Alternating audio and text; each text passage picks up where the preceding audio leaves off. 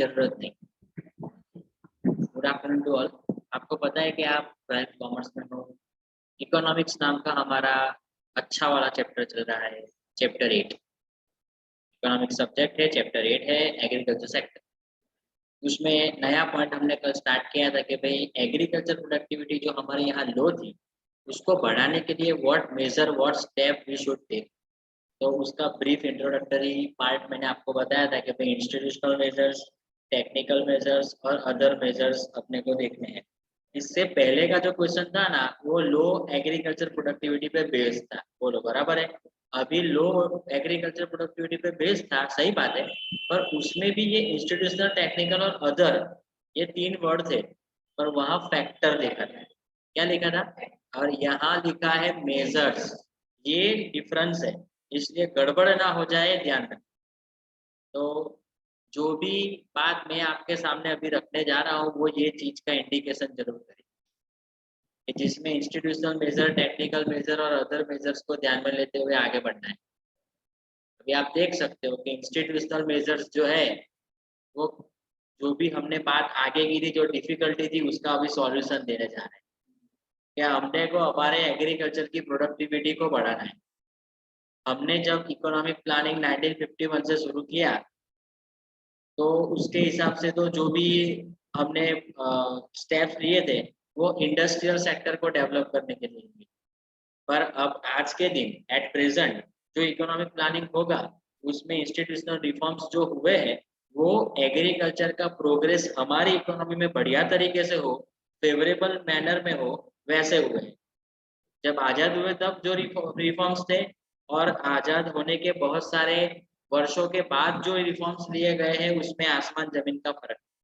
पहले सब दिक्कतें थी, अब सब सॉल्यूशन है। तो पहला एरो, जो पहली लाइन है, वो मैं आपके सामने रखता हूँ। To increase agriculture productivity, economic planning has undertaken institutional reforms which would be favorable for economic progress of agriculture. इसमें भी 4 पॉइंट आएंगे। कितने? पहला पॉइंट जो है उसका नाम है लैंड रिलेटेड रिफॉर्म्स। वो पहले जमींदारी सिस्टम था, उसको लॉ बना के रिमूव कर दिया, ठीक है। और जो लैंडलेस लेबरर्स, जिसको टीलर्स बोलते हैं, क्या बोलते हैं, उनको प्रोटेक्ट करने के लिए, और जो भी जो रेंट है उसको कंट्रोल करने के लिए ये लॉ एस्टैब्लिश हुआ, एबोलिशन ऑफ जमींदारी सिस्टम, ठीक है। जिसमें जो भी लैंडलेस फार्मर्स थे, उनको ओनरशिप दी गई, उनको प्रोटेक्शन भी दिया, यस और नो। और फार्मर का जो एक्सप्लॉयटेशन था पहले, उसको रोकने का ट्राई किया। अब जो फार्मर्स है वो बड़ा शेयर लेते हैं क्रॉप मेकिंग सिस्टम के अंदर। तो ये सब एफर्ट्स होने की वजह से एग्रीकल्चर प्रोडक्शन और एग्रीकल्चर प्रोडक्टिविटी दोनों में बढ़ोतरी हुई है। बोलिए, सही लग रहा है? Yes sir. जी शिवम जी। Yes sir. तो अभी मैं उसके बारे में डिटेल में बात करने के लिए जा रहा हूँ। पहला पॉइंट आप देख सकते हो, क्या लिखा है? लॉ बनाया गया है हमारे देश के अंदर टू एबॉलिश। एबॉलिश का मतलब होता है रिमूव, दूर करना। जमींदारी सिस्टम दूर कर दी हमने। टू प्रोटेक्ट टीलर्स, टीलर्स का मतलब landless labourers, and to control rent are implemented in India. Bharat के अंदर ये टीलर्स को प्रोटेक्शन मिले और रेंट पे कंट्रोल आ जाए, वैसा जमींदारी सिस्टम को रिमूव करने का लॉ पास आउट किया गया है। इससे क्या होगा? So that it provides ownership of land to farmers and land labourers may have protection till land. इसका मतलब जो फार्मर्स की ओनरशिप की जमीन है, उसको भी प्रोटेक्शन, और जो लैंडलेस लेबरर्स है, जो वो जमीन पे खेती करते हैं, उनको भी प्रोटेक्शन मिलेगा। To stop exploitation of farmers, and this way farmers may big share of their crop। तो यहाँ फार्मर्स का शोषण अटकेगा और फार्मर्स को अपने क्रॉप का बड़ा हिस्सा प्राप्त होगा। And this may become because to do more efforts to increase agriculture production. अभी जो भी फार्मर्स है, वो अभी कॉन्सेंट्रेशन करेंगे कि भाई हमको बिग शेयर मिल रहा है प्रॉफिट मेकिंग में, तो हम एग्रीकल्चर प्रोडक्शन को बढ़ाएं और एग्रीकल्चर प्रोडक्टिविटी में भी बढ़ोतरी करें। बोलो, सही है? ओके।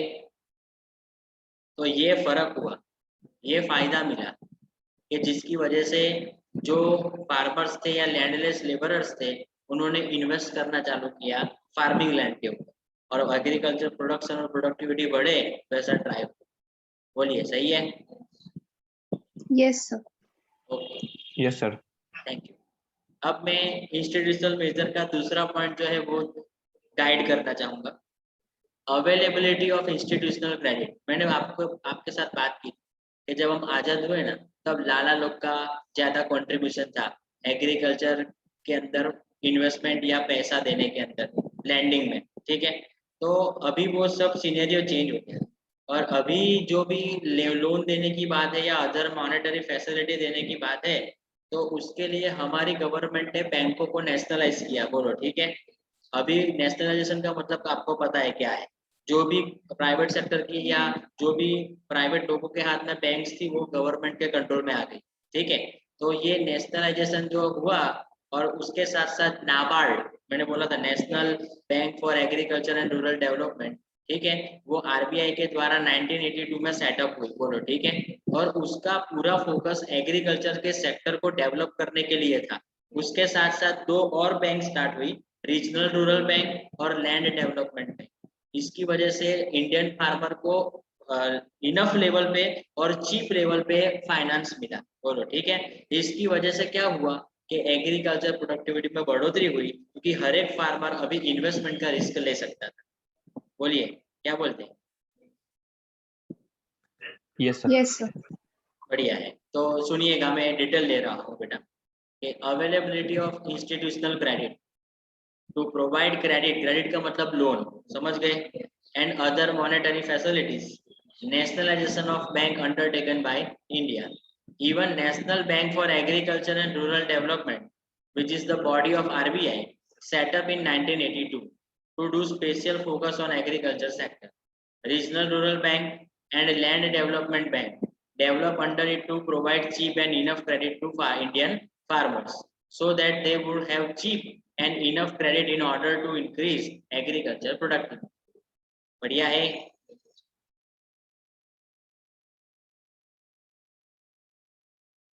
ओके, समझ में आ गया है? जा सकता हूँ थर्ड पॉइंट पे? Yes sir. Yes sir. Okay, अभी इम्प्रूवमेंट हुआ जो भी स्ट्रक्चर था एग्रीकल्चर मार्केटिंग का, उसके अंदर पहले एग्रीकल्चर मार्केटिंग जैसा कुछ है ही नहीं, था ही नहीं। और जो फार्मर्स थे उनको प्राइस पता नहीं होती थी, उनको मार्केट के बारे में पता नहीं होता था, उनके पास इंफॉर्मेशन नहीं होती थी कहाँ उनको अपने प्रोडक्ट को बेचना है। तो ये सब डिफिकल्टीज थी, क्या थी? और ये डिफिकल्टीज को दूर करने के लिए एग्रीकल्चर मार्केटिंग के स्ट्रक्चर में इम्प्रूवमेंट आ गया। पूछो कैसा? जो मार्केट पहले नहीं था फार्मर्स के लिए, उनकी जो क्रॉप मेकिंग थी उसको बेचने के लिए एक रेगुलेटेड मार्केट की स्थापना हुई, जिसको एपीएमसी मार्केट बोलते हैं, एग्रीकल्चर प्राइस मार्केटिंग कमीशन। ये हाथी खाना बाजार का नाम सुना है फतेहपुरा, वो एपीएमसी मार्केट, ठीक है। फिर उसके साथ साथ क्या हुआ कि आप फार्मर हो, आपने एग्रीकल्चर प्रोडक्ट का प्रोडक्शन किया है, आपकी प्रोडक्ट क्वालिटी वाली है, पूछो कैसे पता चलेगा? एक स्टैंडर्ड मार्क दिया, सिंबल, एक मार्क बोलते हैं उसको, क्या बोलते हैं? Agriculture marketing. तो उससे पता चलेगा कि आप आपकी प्रोडक्ट को क्लासिफाई कर सकते हो और आपकी प्रोडक्ट की क्वालिटी कैसे है पता चलेगा। फिर जिन फार्मर्स का पास गोडाउन नहीं था क्रॉप मेकिंग करने के बाद अपने गुड्स को रखने के लिए, जिससे उनको कम दाम में बेचना पड़ता था, वो ट्रेडर्स और ब्रोकर्स को, ठीक है। तो उसके लिए गवर्नमेंट ने नेशनल वेयरहाउस कॉर्पोरेशन और स्टेट वेयरहाउस कॉर्पोरेशन का स्थापना किया, जिससे एग्रीकल्चर प्रोड्यूस जो फार्मर ने प्रोड्यूस की है उसको स्टोरेज मिले, और जब अच्छा दाम मिले तब वो क्या करे, उसको मार्केट में बेचे। बोलो सही है? सिस्टम भी डेवलप हो कि एग्रीकल्चर की प्रोडक्ट की प्राइस कितनी रहती है, उसकी टाइम टू टाइम इंफॉर्मेशन भी फार्मर्स को दी गई। प्राइस चेंज हुआ है, बार बार चेंज हो रहा है, तो गवर्नमेंट ने एक बॉटम प्राइस, क्या बोलते हैं उसको, बोलते हैं एक सपोर्टिव प्राइस, हर एक एग्रीकल्चर गुड्स की डिसाइड की, डिक्लेयर की, तो उससे नीचे तो फार्मर्स बेच ही नहीं सकते, उसको सपोर्ट प्राइस बोलते हैं। यस और नो? इसको बोलते हैं एमएसपी, क्या बोलते हैं? Minimum support price. यहाँ बॉटम प्राइस लिखा है पर उसका रियल नेम एमएसपी है। बोलो ठीक है? आएगा कि नहीं आएगा बच्चा लोग? Yes sir. ठीक है, यस सर। Thank you. तो मैं अभी इसका डिटेलिंग लेने के लिए आगे बढ़ रहा हूँ। क्या लिखा है देखो, टू ओवरकम का मतलब रिमूव, द शॉर्टकमिंग्स का मतलब है डिफिकल्टीज, जो सिस्टम एग्रीकल्चर मार्केटिंग की हमने पहले नहीं डेवलप की थी, उसके लिए अपने अभी स्टेप लेना है। अभी अपन लोग स्टेप लेंगे कि भाई system of agriculture marketing, many important step have to be taken. क्या है पहला step? Regulated markets have been set up, कि जहां आप अपने जो भी एग्रीकल्चर प्रोडक्ट्स है उसको खरीद बेच सकते हो। To classify the agriculture produce as per their quality, Agmark का स्थापना हुआ, Agmark has been introduced. National warehouse corporation and state warehouse corporation started to increase agriculture produce of farmers. Systems have been developed to provide information about prices of agriculture produce, to protect the farmers from market price changes, bottom price being announced by the government. तो ये marketing system को strong करने के लिए set की। I hope you will understand. बोलो बच्चा लोग, सही है? जाऊँ आगे? Yes, sir. Yes, sir. Okay, अभी इंस्टीट्यूशनल मेजर का लास्ट वन, फोर्थ पॉइंट है एग्रीकल्चर रिसर्च।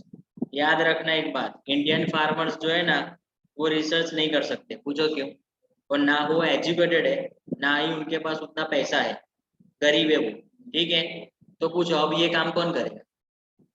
नहीं, गवर्नमेंट करेगी, पर गवर्नमेंट की संस्था करेगी, नाबार्ड। नाबार्ड सेटअप हुई है, इस नाबार्ड की ड्यूटी है कि बहुत सारे पैमाने पे एग्रीकल्चर प्रोडक्ट्स पे रिसर्च करे, उसका नॉलेज डेवलप करें, और नॉलेज डेवलप करने के बाद फार्मर्स को ट्रेनिंग देके वो चीज को सिखाए। इसलिए फार्मर्स जो है, पहले तो वो ट्रेडिशनल टेक्निक से ही प्रोडक्शन करने में मानता था, बट अभी नाबार्ड ने एक्सपेरिमेंट करके कोई नई टेक्निक इजाद की हो प्रोडक्शन करने की, और ट्रेनिंग दी हो बाद में, तो अभी धीरे धीरे करके जो भी एग्रीकल्चरिस्ट या फार्मर्स है, वो लोग क्या कर रहे हैं, नई नई टेक्निक से अपना प्रोडक्शन कर रहे हैं। इसकी वजह से उनकी इनकम भी बढ़ रही है, और उनकी प्रोडक्ट को मार्केटिंग भी एक सपोर्ट मिल रहा है। और इसके लिए गवर्नमेंट के अलग अलग कार्यक्रम है, agriculture reform programme, rural development programme, Panchayati Raj, integrated rural development programme, Jan Dhan Yojana. ये सभी योजना या सभी प्रोग्राम जो है, वो एग्रीकल्चर सेक्टर को डायरेक्ट इनडायरेक्ट हेल्प कर रहे हैं, और उसकी मदद से एग्रीकल्चर प्रोडक्टिविटी बढ़ रही है। बोलो क्या बोलते हो, सही है?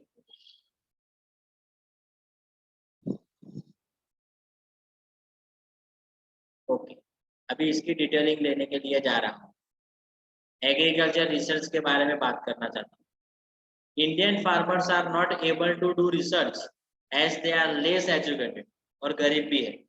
Therefore the duty is allotted to NABARD. NABARD को जवाबदारी दे दी कि आप ही रिसर्च कीजिए, नया नया कुछ लाइए, और वो नॉलेज रिसर्च का ट्रेनिंग के थ्रू फार्मर्स को दी। It does many researches and it gives knowledge and training to farmers about it. So farmers should not cultivate only with traditional technology, but they produce as per rising demand. तो traditional technique तो अभी remove हो गई, अभी इस time जिस product की demand है वही वो लोग प्राप्त करेंगे, and by that earn more income, और ज्यादा इनकम कमाएंगे, and start doing market oriented production. Market में जो चीज की डिमांड होती है वो लोग वो बने। To include them in agriculture reform programs, collective rural development programs, Panchayati Raj, integrated rural development program, Jan Dhan Yojana, etc. started to modernize the agriculture sector to direct them for increase in agriculture productivity. बोलिए बेटा, सही लग रहा है institutional measures 4 point?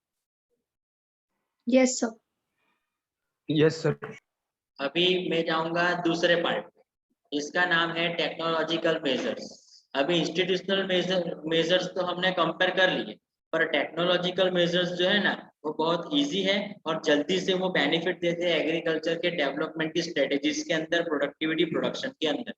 तो वो कौन कौन सी चीजें आएंगी वो मैं आपको दिखाऊंगा, पर पहले 2 लाइन अपने पढ़ लेते हैं इंट्रोडक्टरी, ठीक है? टेक्नोलॉजिकल मेजर्स के नीचे दी गई है, आप देख सकते हो। Compare to institutional measures, technological measures are more easy and fast to give benefits. Therefore, these changes have more importance in agriculture development strategies. बोलो ठीक है? अभी पहला पॉइंट क्या है? Improve seeds. वो बीज की बात कर रहे हैं, हाइब्रिड सीड्स, कि वो साइंटिफिक इन्वेंशन करके हमने डेवलप किए। साइंटिफिकली डेवलप किए हुए सीड्स जो होते हैं ना, वो प्रोडक्शन को बढ़ाने में हेल्प करते हैं, और क्रॉप को स्पीडीली प्रोड्यूस करते हैं, और डिसीज के सामने क्रॉप को प्रोटेक्ट भी करते हैं। इंडिया जो है उसने बहुत notable rise food grain of production में किया हुआ है ये सीड्स की मदद से, और एक्स्ट्रा ऑर्डिनरी राइज जो फूड ग्रेन के अंदर हुआ है उसकी वजह से एग्रीकल्चर रिवॉल्यूशन आई है, जिसको हम सीड रिवॉल्यूशन के नाम से भी जानते हैं। अब ये सीड को निर्माण करने का या डेवलप करने की जो संस्थाएं है वो कौन है, तो national agriculture research committee, national seed corporation, agriculture universities, ये प्रायोरिटीज बेस पे इंस्टीट्यूशन काम करती है जो सीड्स का डेवलपमेंट करती है, जिससे एग्रीकल्चर प्रोडक्टिविटी रियलिटी में बढ़े, फार्मर्स को ये सीड्स प्रोवाइड करते हैं। बोलो क्या बोलते हैं बच्चा लोग, सही है? Yes, sir. Yes, sir. तो मैं पढ़ूंगा। इम्प्रूव सीड्स, बीज की बात हो रही है, बीआर। Improve seeds, hybrid seeds are develop कैसे तरीके से? By scientific inventions. This scientifically developed seeds give more production, helps in producing crops speedily and protect the crops against disease. India has achieved a notable rise in food grain production with the help of these types of seeds. Therefore, extraordinary rise in food grains production is known at the place of agriculture revolution and as seed revolution के तौर पे भी उसको जाना जाता है। National Agriculture Research Committee, National Seed Corporation, Agriculture University give priority to seed development to increase agricultural productivity in reality. बोलो clear है? Yes, sir. ओके। अभी दूसरा पार्ट है टेक्नोलॉजिकल मेजर्स में use of chemical based fertilizers. बेटा chemical based fertilizer जो है वो इम्प्रूव सीड्स के साथ साथ हमारे देश के अंदर भी यूज में लिया जा रहा है। केमिकल बेस्ड फर्टिलाइजर जो है उसमें न्यूट्रिशन होते हैं। क्या होते हैं? जो हम क्रॉपिंग कर रहे हैं तो वो क्रॉप को प्रोटेक्ट करते हैं डिजीज के सामने, और उसके साथ साथ ऐसा न्यूट्रिशन कि जो क्रॉप को रैपिड मैनर में या फास्ट मैनर में ग्रो करने में हेल्प करता है। तो ये फर्टिलाइजर्स जो है, खातर बोलते हैं उसको, ये बेनिफिशियरी है। क्यों? हमारी एग्रीकल्चर प्रोडक्टिविटी उसके हिसाब से बढ़ेगी। कौन से केमिकल का ज्यादा इस्तेमाल होता है? तो नाइट्रोजन, फॉस्फेट और पोटास और अदर केमिकल्स का इस्तेमाल हमारे क्रॉप के हिसाब से होता है। केमिकल बेस्ड फर्टिलाइजर जो प्रोड्यूस होते हैं वो गवर्नमेंट की जो इंडस्ट्रीज हैं, गवर्नमेंट ओरिएंटेड, जिसको पब्लिक सेक्टर एंटरप्राइज या इंडस्ट्रीज के नाम से जाना जाता है, उनके द्वारा प्रोड्यूस होते हैं। और ये फर्टिलाइजर्स जो है सपोज हमारे देश में ज्यादा ना बने तो इम्पोर्ट किए जाते हैं। क्या किए जाते हैं? हाँ, इम्पोर्ट किए जाते हैं और उसके बाद लोअर रेट पे फार्मर्स को बेचे जाते हैं। बोलिए बढ़िया है। तो ये केमिकल बेस्ड फर्टिलाइजर का इस्तेमाल करना बेहद जरूरी है, जिससे आपका एग्रीकल्चर प्रोडक्शन और प्रोडक्टिविटी दोनों बढ़ेगी। बोलो मान गए? बढ़िया है। Okay. Sir fertilizers long term में अफेक्ट नहीं करेंगे पर हेल्थ को? फर्टिलाइजर्स, हाँ सही है, लॉन्ग टर्म में अफेक्ट करेंगे, बट वो पेस्टिसाइड्स अफेक्ट करते हैं, फर्टिलाइजर्स नहीं। फर्टिलाइजर के अंदर न्यूट्रिशन होता है मेरे बच्चे, और वो न्यूट्रिशन आपके बॉडी के लिए बहुत जरूरी होता है, इसलिए केमिकल कंपाउंडिंग का हाँ गुड केमिकल्स। पर पेस्टिसाइड्स के अंदर पॉइजनस केमिकल का इस्तेमाल होता है बच्चा, और वो अपने ज्यादा तरीके से उसको स्प्रे करे वो एग्रीकल्चर क्रॉप पे, तो वो दिक्कतें बढ़ जाती है और हमारी जिंदगी के लिए वो डिफिकल्ट हो जाता है। ठीक है, और वो चीज आएगा। अभी आपने जो बोला ना बेटा, वो चीज मैं 5वें पॉइंट पेस्टिसाइड्स में जरूर सिखाऊंगा। बोलिए सही है? Yes sir, yes. बढ़िया है, बढ़िया है, आपका कॉन्सेंट्रेशन अच्छा है, अच्छा लगा मेरे को कृतिका जी, पूछते रहिएगा। तो use of chemical based fertilizer की बात हो रही है। तो use of chemical fertilizer increase with the use of improve seeds in India. तो सीड्स का इस्तेमाल किया हाइब्रिड, तो फर्टिलाइजर भी अभी ट्रेडिशनल फर्टिलाइजर नहीं, ठीक है, काउडंग वाला वो नहीं, अभी केमिकल वाला केमिकल बेस्ड फर्टिलाइजर का इस्तेमाल होगा। Chemical based fertilizer give enough nutrition to plant and helps it to grow rapidly or fast in a fast manner. Therefore, these fertilizers are very beneficial to increase agriculture productivity. Nitrogen, phosphate, potash, and other chemicals used as per crop. Chemical-based fertilizer produced by public sector enterprise are also used in India. Even fertilizers are imported and distributed at lower price subsidized rates. बोलो done. जी जी पक्का? Okay. Shivam ji Kritika ji okay?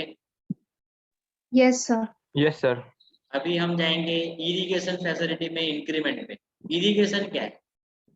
24/7 आपके farm के अंदर पानी available हो, water facility available.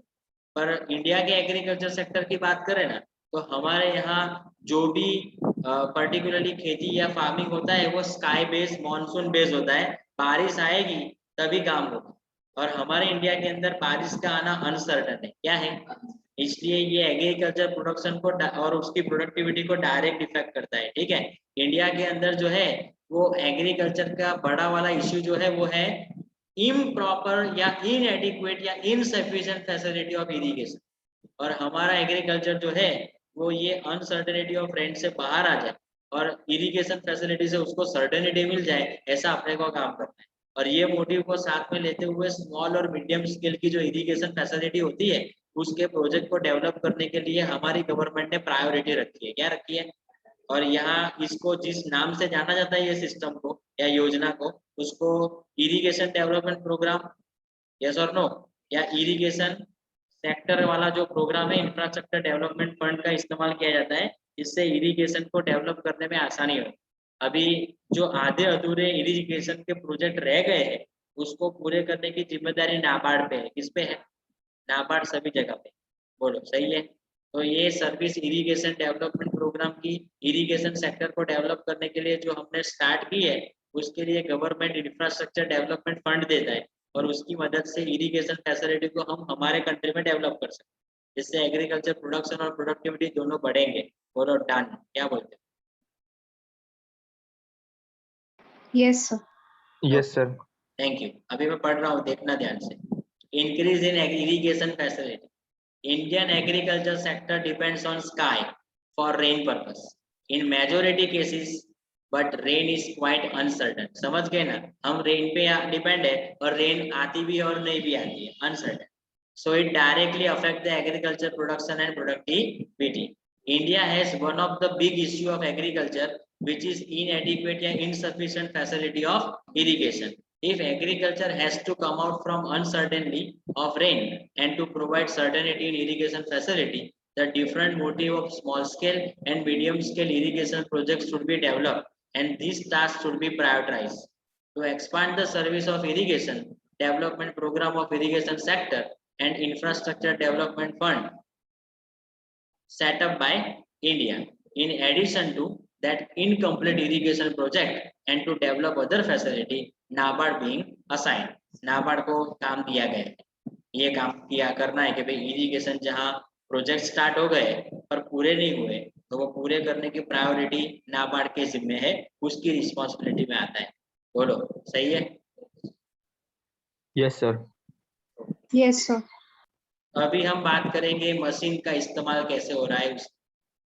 एक बात सुन, हमारे इंडिया के एग्रीकल्चर में लो प्रोडक्टिविटी है, उसका रीजन है ट्रेडिशनल या ओल्ड मेथड से की जाने वाली एग्रीकल्चर, उसमें प्लाव और बुलक का ही इस्तेमाल होता है। ठीक है, पर रियलिटी के अंदर अभी इंजीनियरिंग और ऑटोमोबाइल सेक्टर डेवलप हो गए, इसलिए tractor, trailer, thresher, electric pump set, oil engine, pesticide, sprinkler pump, ऐसी मॉडर्न मशीनरी का इन्वेंशन हो गया है। और ये सभी मशीनरी बहुत हेल्पफुल है, जो आपको एक साल में एक से ज्यादा क्रॉप लेने में हेल्प करती है और एग्रीकल्चर प्रोडक्शन और प्रोडक्टिविटी दोनों बढ़ाने में आपको मदद मिलती है। क्या बोलते हैं? सही सही है बेटा? Yes sir. तो मैं पढ़ूंगा। Yes, sir. Thank you. One of the reason for low productivity of agriculture is traditional equipment or machines. ये पुराने वाले, ट्रेडिशनल का मतलब old. In reality, with the development of engineering and automobile sector, tractor, trailer, thresher, electric pump set, oil engine, pesticide, sprinkler pump, etc., modern machineries are invented, and these machines are very helpful to have more than one crop in a year, which increase productivity. All set. अब बात करेंगे pesticides की। अभी कृतिका जी आपका point आएगा, ये bad chemical का इस्तेमाल हो रहा है, पॉइजनस है थोड़ा, कि भाई ये जो रेडी किया हुआ क्रॉप है उसमें डिसीज या इंसेक्ट्स का खतरा मंडराता है, danger of disease and insects. अभी ये क्रॉप को बड़े अलग अलग डिसीज से प्रोटेक्ट करने के लिए, जो प्लांट है कीड़ों से प्रोटेक्ट करने के लिए साइंटिफिकली डेवलप की हुई जो पेस्टिसाइड्स होती है ना, वो ज्यादा काम पे लगती है, उसका इस्तेमाल ज्यादा करना चाहिए। उसका इस्तेमाल करोगे तो आपका क्रॉप जो लॉस हो रहा है ये इंसेक्ट्स और डिसीज की वजह से वो रिस्ट्रिक्ट हो जाएगा और उतना क्रॉप मेकिंग बढ़ेगा तो आपका प्रोडक्शन और प्रोडक्टिविटी का लेवल भी बढ़ेगा। बोलो क्या बोलते हो बच्चे, सही है? Yes sir. Okay, Yes, sir. तो मैं पढ़ रहा हूँ, देखो। Ready crop has danger of various disease and insects, to prevent means to stop crop from various या different disease and to protect plants from insect scientifically develop pesticides are very useful. Scientifically develop किए pesticides बहुत काम लगते हैं, पर ये इसका ज्यादा इस्तेमाल आपको खतरे में ला सकता है, डेंजर हो सकता है। By using them, the loss of crop can be restricted and which also will give high productivity. बोलो सही है? अब नेक्स्ट पॉइंट है सॉइल टेस्टिंग, वो जमीन का परीक्षण करने का। ये सिस्टम हाल ही में बहुत पॉपुलर हुई है कि जब आप साइंटिफिक टेक्निक की मदद से कल्टीवेट करते हो आपके फार्मिंग के अंदर, तो ये जमीन का टेस्ट किया जाता है जिससे लैंड के बारे में इंफॉर्मेशन मिलती है और ये लैंड कौन से क्रॉप को डेवलप करने में फेवरेबल है, बराबर है या नहीं है, वो उसका हम टेस्ट करते हैं। और ये इंफॉर्मेशन की वजह से सॉइल के अंदर कोई एलिमेंट छूट जाए, डेफिशिएंसी में हो, तो हम वो डेफिशिएंसी लैंड की दूर करते हैं, वो एलिमेंट को इंजेक्ट करते हैं। तो इस तरीके से जो लैंड होती है वो क्रॉप के लिए फेवरेबल हो जाती है और हाई प्रोडक्टिविटी के लिए वो लैंड कैपेबल हो जाती है। ये टेस्ट जो है ना एक प्रकार का आंसर है कि आप आपकी लैंड के अंदर आपका फेवरेबल कोई क्रॉप है वो ले सकते हो या नहीं ले सकते हो, वो सॉइल टेस्टिंग से बेटा पता चल सकता है। बोलो बच्चे क्या बोलते हो, सही है? Yes sir. Yes, sir. तो मैं अभी पढ़ रहा हूँ डिटेल में, ध्यान देना। A soil testing is much popular in cultivation with the help of scientific technique. That test give information about land. It means it is land favorable to crop or not. Can be known by this test. Even it gives information of deficiency of element of soil that helps to remove deficiency of land. This way land can be made favorable to crop and it become capable to give high productivity. These tests answer about favorability of land for crop and not so. कौन सा favourable crop आप ले सकते हो या नहीं ले सकते हो उसके बारे में आपको इंफॉर्मेशन मिल जाएगी। क्या बोलते हो, सही है? Yes, sir. अभी लास्ट पॉइंट है अदर मेजर्स। किसमें ये ऐसे मेजर्स हैं जो एग्रीकल्चर प्रोडक्टिविटी को इंक्रीज करते हैं। उसके 3 पार्ट में से 2 हमने समझाने का ट्राई किया है, तीसरा वाला भी मैं आपको अच्छे से समझा ही दूंगा, वो आपको भी पता है। अदर मेजर्स क्या बोलते हैं? आपको एग्रीकल्चर प्रोडक्टिविटी को बढ़ाना है, हाँ बोलो। तो पूछो क्या करना पड़ेगा? आप फार्मर हो, आपको जरूरत है एजुकेट होने की। दूसरी बात, नई नई टेक्नोलॉजीज के साथ आपको अवेयरनेस लानी है और जो भी वर्किंग पैटर्न या स्टाइल अभी आपका है उसमें सपोज कोई चेंज लाना हो तो आपको लाना पड़ेगा। हाँ, और यहाँ आप क्या हो, आपके जो पुराने या जो बैड कस्टम्स है, पुराने ट्रेडिशनल, उससे आपको बाहर आना पड़ेगा जो गांव के एरिया में ज्यादा मिलते हैं। और वो नसीब के भरोसे जो बैठने वाले फार्मर है, फेटलिज्म बोलते हैं, तो वो नहीं बैठने का। अभी आपको नए मेजर्स लेने हैं जिसमें गवर्नमेंट के तरफ से एग्रीकल्चर फेयर होता है, मेडो, जो एग्रीकल्चर प्रोडक्टिविटी कैसे बढ़े उसके अलग अलग इंफॉर्मेशन के या नॉलेज के पर्पज ये फेयर होता है। तो जो भी फार्मर वो फेयर की मुलाकात ले तो गवर्नमेंट के जो साइंटिस्ट है, प्रोफेसर है या टेक्नीशियन टीम है उसको ज्यादा इंफॉर्मेशन दे सकते। उसके साथ साथ क्या करेंगे, एग्रीकल्चर तो कर ही रहे हो ना, उसके साथ सपोर्टिव उसके कार्य करो, जैसे animal husbandry, poultry farming, food processing, जंगल विस्तार में से कुछ आपको करना हो। जैसे लोग अभी हनी प्रोड्यूस कर, बताएं, मध प्रोड्यूस करते, तो ऐसा प्रोडक्शन करोगे ना तो ऑफ सीजन सपोज एग्रीकल्चर में रहेगी ना तो वो सपोर्टिव एक्टिविटी पे आपको पैसा कमाने का मौका मिल जाएगा। और पूरी डिपेंडेबिलिटी सिर्फ एग्रीकल्चर पे ही ना रखते हुए आपको ये करना बहुत जरूरी, सही है? ओके, तो यहाँ आपकी एग्रीकल्चर प्रोडक्टिविटी बढ़ेगी। स्मॉल स्केल इंडस्ट्री को विलेज एरिया के अंदर डेवलप करो, जिससे क्या होगा, एग्रीकल्चर को सपोर्ट करने के लिए इंडस्ट्री काम लगेगी और एग्रीकल्चर की प्रोडक्टिविटी इजी मैनर में रियलिटी के लेवल पे आप बढ़ा सकते। तो ये पैटर्न को मैं आपके सामने अदर्स मेजर्स के तौर पे रखता हूँ। ये आज का लास्ट पॉइंट है। मॉडर्न एग्रीकल्चर नया वाला पॉइंट है, वो कल फ्रेश मोड में आराम से सिखाएंगे। देखो मॉडर्न एग्रीकल्चर जो है उसमें green revolution, multiple cropping, technological factor और क्रॉप प्रोटेक्शन है, एग्रीकल्चर रिसर्च तक है। तो कल ये आराम से फ्रेश मूड में अच्छे से करवा देंगे, तो कल हो सकता है कि ये चैप्टर हम पूरा गाइड कर सकें। तो मंडे जब हमारा लेक्चर आएगा तब हम चैप्टर 8 UCM में भी आपको गाइड करने का स्टार्ट कर सकते हैं, ठीक है। तो ये पॉइंट आपके सामने। Other measures to improve agriculture productivity, farmers are needed to educate and or they may be well informed about new technology to bring changes in their working pattern or style. Even they should awaken for bad custom of rural areas and can be explained about not to believe in nasib fatalism.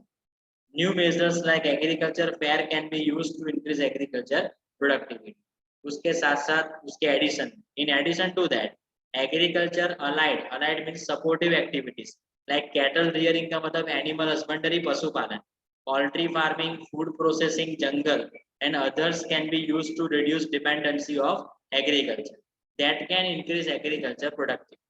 If small scale industry can be expanded to rural areas, that kind of industry can become supporting to agriculture and that can make improvement of agriculture productivity easier and possible in reality. बोलिए बेटा क्या बोलते हो? Yes, Yes, sir. sir. All is well.